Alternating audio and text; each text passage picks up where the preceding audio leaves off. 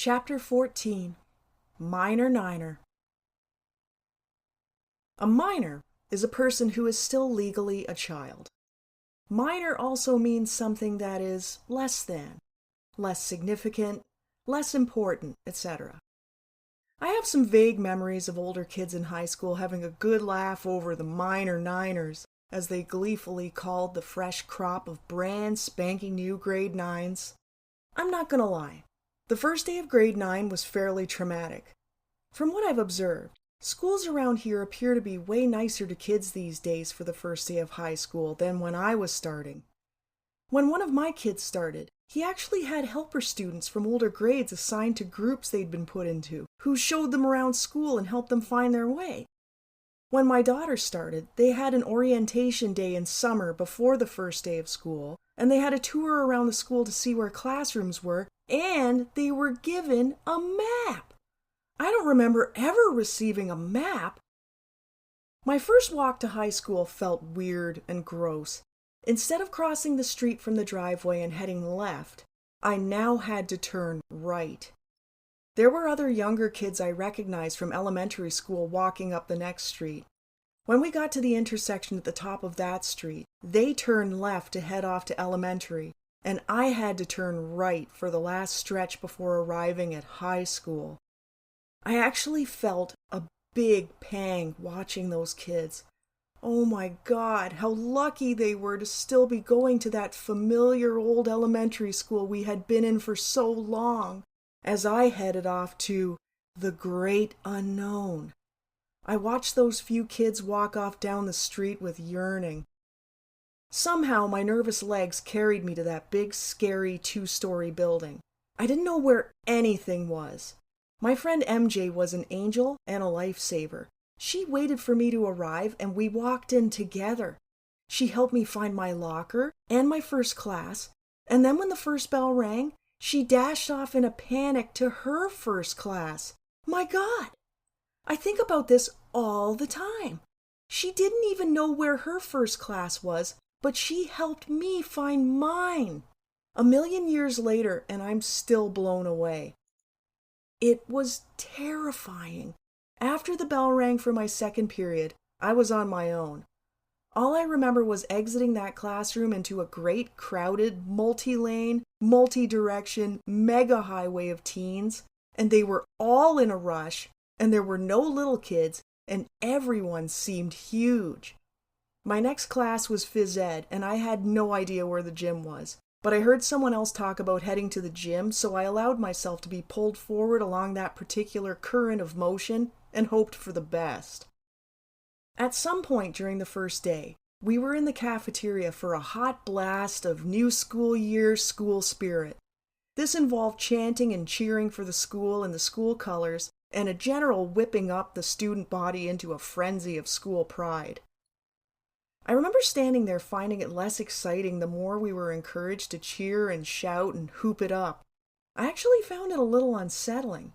It was foreshadowing for the monstrous cynic I'd emerge into before long, but I didn't enjoy it. It felt weird and kind of fake, and it was probably the start of me feeling like an outsider who didn't quite belong to this new club somehow. It was like I was thinking, hey, high school, you seem nice, and it's cool you want me to start fangirling for you, but I don't know you well enough yet to know if you're as awesome as you say you are. Everyone around me seemed all for it.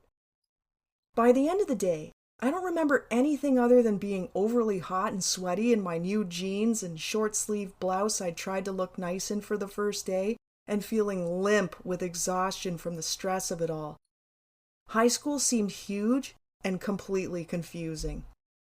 What did strike me in a most positive way about high school, though, was that it seemed to be absolutely filled with cute boys. Holy shit! I had been searching relentlessly for the past several years, wishing for, yearning for, and daydreaming about cute boys. I mean, that was the thing. I'd go on vacation and always hope to see cute boys. I fantasized that a neighbor would move and the new people would have a son who was a cute boy. I dreamed that I'd be on some boring vacation, A cute boy would be there, and naturally we'd have a thrilling vacation romance of scintillating eye contact and hand-holding. I'm pretty sure a lot of teens are in search of a boyfriend or girlfriend, but man, I was dying for a boyfriend.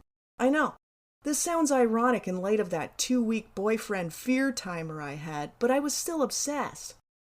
I think it all started back when I was 4 with the neighbor boys, Dick and Tommy. Of course, we know that Tommy was an eyelid flipper, but his older brother Dick, who was maybe 6 or 7, was a dreamboat. He was absolutely my first crush.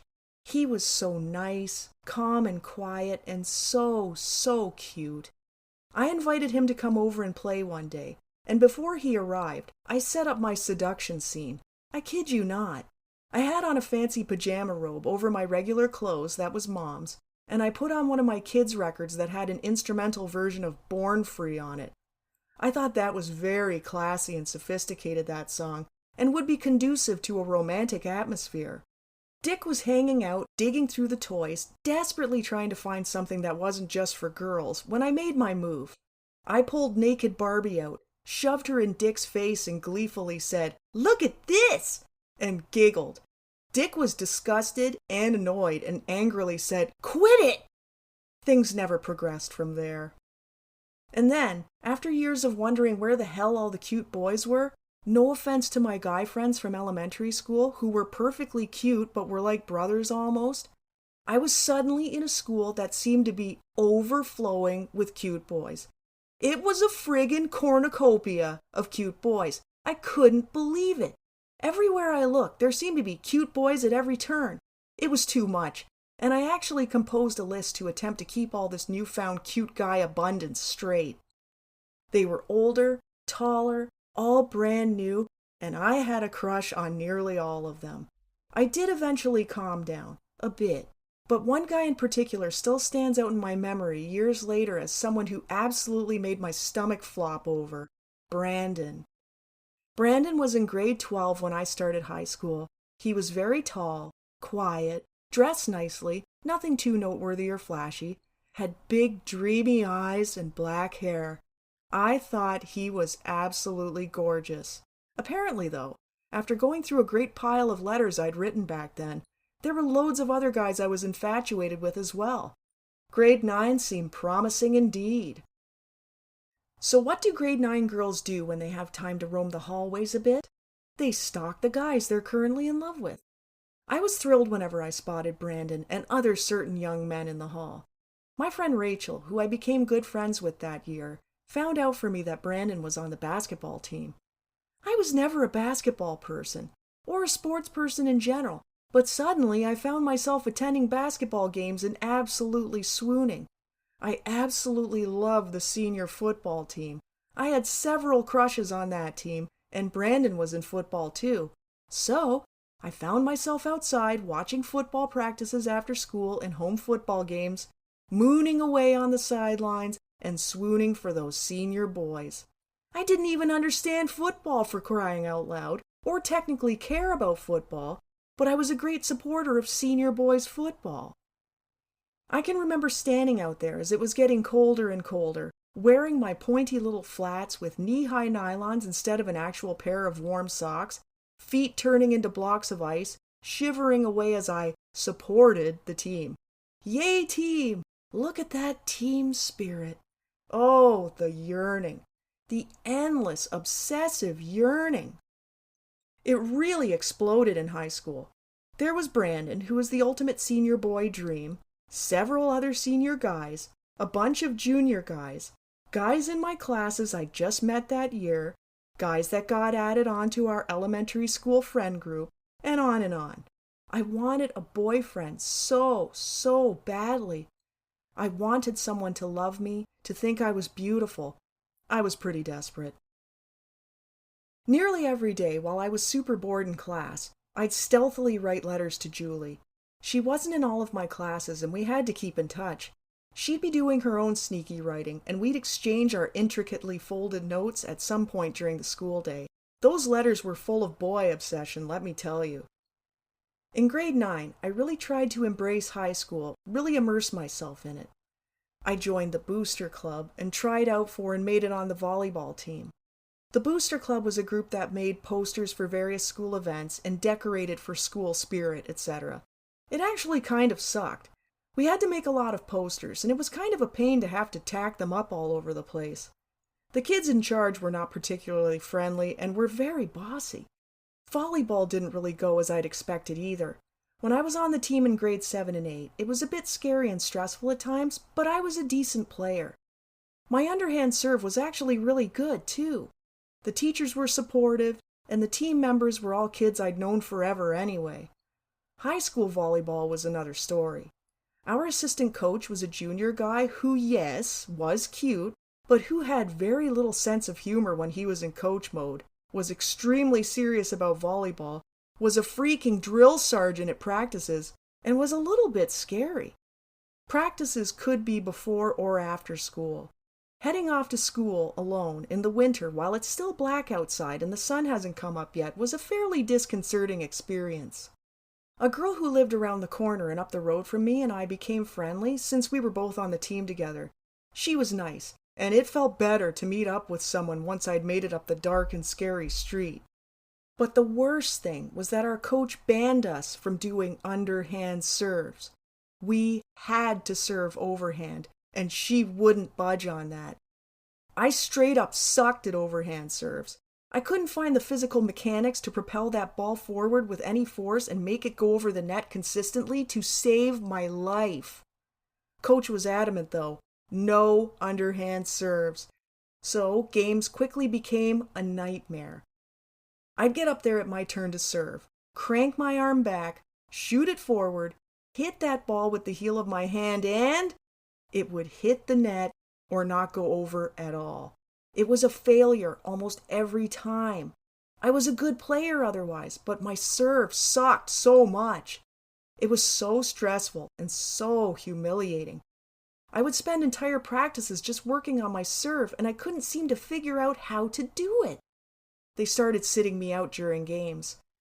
There would be entire games that I would suit up for, travel to other schools to play, and sit there on the bench with a couple of other girls and never get to play. It was depressing and humiliating. Mom was pissed. She didn't understand why they'd accept me for the team and never let me play. Over the season, I progressed from a very shitty serve to a ridiculously weak serve that would just clear the net. Not all the time, mind you, but it would psych the other team out every time when it did happen. Some kind of ironic effectiveness there, I guess. I think it was toward the end of the season that coach gave in and let me serve underhand. That serve was great. Fucking ridiculous rules. I still don't feel fabulous when I think back to grade 9 volleyball. Cute, scary, humorless guy assistant coach asked me to dance at one of the high school dances. It was a friendly thing rather than flirty. He was disconcertingly nice and cheerful out of the volleyball practice setting. High school dances. That was a new, shiny novelty for me. I have always loved dancing. Dancing is fun as hell if you ask me. Mom obviously agreed. Anytime I'd go to a party over the years, when I got home, she'd always ask me if I had fun. If I said it was okay, she'd ask, was there any dancing? And I'd say no, and Mom would always reply, that's why you didn't have much fun. I always found that hilarious. When the first dance was coming up, I was wild with excitement. I went to my friend MK's beforehand so we could go over together. She had been one of my closer friends throughout elementary, and she was the one who helped me find my damn locker and homeroom that frightening first day. She lived close to our elementary school, so on days when we had important ensemble singing practices during our lunch hour, she'd invite me to just come bring my packed lunch over to her house so we could eat and then whip on over to the school. They had very little junk food in their house. We had loads in our house. One time I was at MK's having lunch, and for dessert, Mom had packed me a snack packet that contained 2 chocolate-covered vanilla cakes with gooey caramel under the top layer of icing. Poor MK was begging me to give her one. I was a greedy little jerk back then, and I am utterly ashamed to say how much begging it took on her part, and how reluctant I was to just give in and give her one of those friggin' cakes. I gave MK one in the end, but man, isn't it funny how you can basically be ashamed about something for life? Anyway, it wasn't long into grade 9, and MK and I were already drifting apart. She'd made friends with new high school kids pretty quickly. It's understandable. She'd tried as we got older to get me to come along on family excursions with her, like skiing, and because I was always basically afraid of everything, I'd constantly turn her down. What could I expect? I was pretty straight-laced back then, too, and MK started hanging with a more popular, more rebellious crowd. So that night before the first high school dance, I was hanging out with her in her room as she finished getting ready. It was a room I'd hung out in many, many times over the years, but now it seemed just different. She had posters of a supermodel up on her walls, several of them. It just struck me somehow, those posters. It was like, when did you start finding that model interesting? It's just weird. When you're friends with someone as kids, you feel like you know so much about each other. You all seem to like a lot of the same things. Her room didn't feel familiar anymore. I thought the first dance was amazing. The gym was packed with students. The lights were low. The music was booming. It was so hot and steamy from the room being full of sweaty dancing kids that the walls were actually wet. It was like a sauna in there. I wore these light blue jeans-like pants and probably the only blouse I had that I thought would look all right for the dance. I was having the best time, goofing around with my friends, dancing it up. At one point, though, I decided to take a break and use the washroom. When I got in there, I checked myself out in the mirror, as you do, and was horrified to discover that I had become so sweaty, I sweated out the ass of my light blue pants and they looked like I'd pissed myself. I nearly fainted with embarrassment. I tied my jacket around my waist for the rest of the dance. All in all, it was pretty exciting. A very good-looking grade 9 guy who did not go to our elementary and who was creating a buzz among my core girl group asked me to dance one of the slow songs. I was elated and my friends were mock pissed. One of them joked that if I didn't wipe that smile off my face, she was going to smack it off. Brandon was there at the dance, and all the other senior football guys I was currently in love with. Naturally, I hoped that one of them would have fallen in love with me in the hallways at some point and would, of course, ask me to dance. Didn't happen. Instead, it was just total pathetic heartache watching them dance with cute girls in their own grade. Grade 9 was okay at first. Boring, but okay. As time went on, something just wasn't right. The more time went by, the less happy I became. I don't know what happened. Outwardly, I was still doing well. Academically, I was getting good marks on assignments. I was still hanging out with my friends. I was making new friends. Mentally, I was deteriorating. I can't really explain it, but for some reason I found high school upsetting. It was a culture shock leaving behind that safe little nest of elementary school. Everything was so familiar there and comforting. Boring, tedious, annoying, sure, but familiar and comforting. Yes, there were kids there who were mean at times and bullying at times. Yes, I witnessed kids say awful things to other kids, and yes, kids said mean things to me on occasion, but it was still familiar. It was still kind of like a big dysfunctional family in a way. You didn't get along with some of the other kids from time to time, almost the same way you didn't get along with your siblings. High school was different. It was like from the moment I arrived, there was a race to align yourself with the most strategically important people. It was pretty Darwinian in a way, survival of the fittest. I saw people I knew immediately align themselves with kids who were clearly going to be popular. I didn't realize there was a race to the top that I was already losing at. To be honest, I'd been pretty popular at my other school. I feel like I got along decently with just about anyone there. I graduated on a high. It was a whole new dog-eat-dog world in grade 9, though. I can remember picture day. We were standing in line, waiting to sit on that photographer's stool and have our shoulders turned just so, and our head cranked to just the right angle for the photo.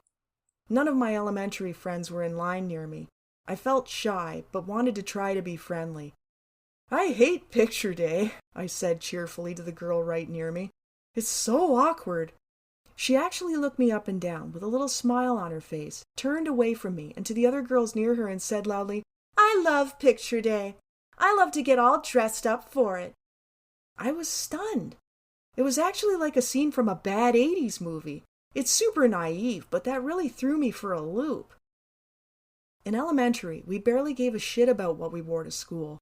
There wasn't a lot of label importance. You just threw on whatever clothes you had, your appropriately dirty running shoes, and you went to school. Not so in high school.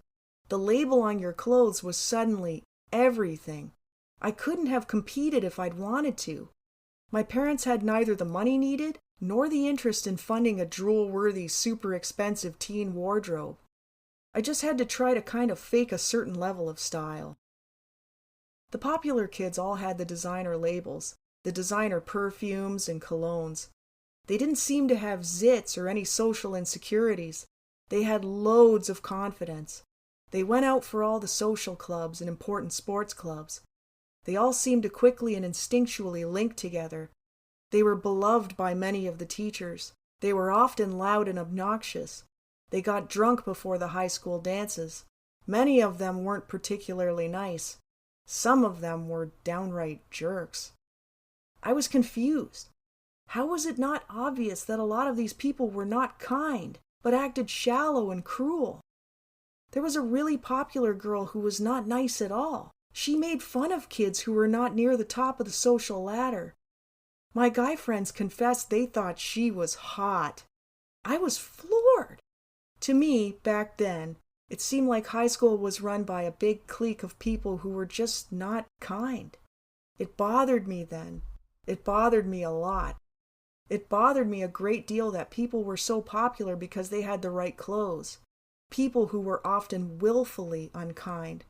High school, as time wore on, seemed so fake. It made me very unhappy indeed. Things just seemed to get increasingly worse. I was becoming more and more cynical, often extremely depressed and absolutely obsessed with getting a boyfriend. I wanted someone to just love me so badly. Brother told me many years later that one time he had heard my parents talking about me. They knew I was depressed, but they hoped I was just going through a phase. They hoped I would grow out of it.